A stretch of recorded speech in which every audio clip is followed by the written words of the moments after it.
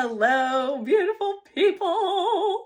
I'm Jessica Jones with Rebel Women Wealth. I've been doing this over 12 years now, and one of the most common things I get is just like deer in the headlights. I want to invest, I want to improve my financial situation. Where do I start? I'm just overwhelmed with bills and day-to-day life and blah, blah, blah, blah, blah, which is totally understandable because you don't do this for a living, right? You do what you do for a living, and I'm sure you are fabulous at it. But we tend to be really hard on ourselves for not knowing how to invest and where to start. In reality, the 401k and the Roth IRA, these are not very old ideas. We didn't grow up learning them, I guess. If your parents didn't teach you about it, if you didn't have a family who talked to you about money all the time, then you probably have no clue. A lot of people are in the same boat. So here's the thing, simple baby steps. Everybody gets really overwhelmed and nobody likes to do budgets and nobody likes to do spreadsheets, but that's the place to start. Let's just be honest, because if you want to start investing, you need to have money to invest.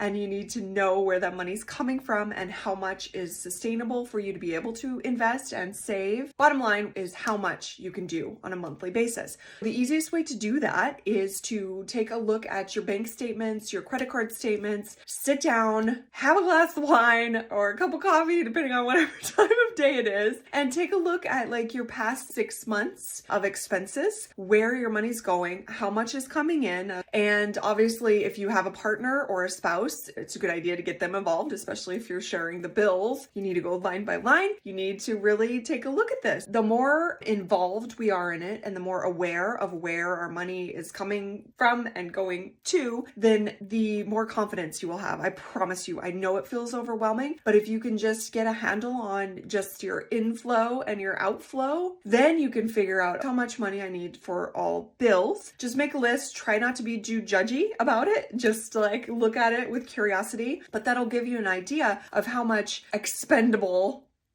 let's say investable or savable money that you have left over after all your bills are paid. Because obviously you want to have a big emergency fund as well with 3 to 6 months of expenses for you. Then you can start saving, making sure you have a nice cushy FU fund and you don't have to be dependent on a partner or a job or anything like that. Then you can see what's left over and what you would be able to put toward retirement accounts, toward investment accounts, how much you can ideally start with. It can be overwhelming if you're not finding 10% of your income left over at the end of the month.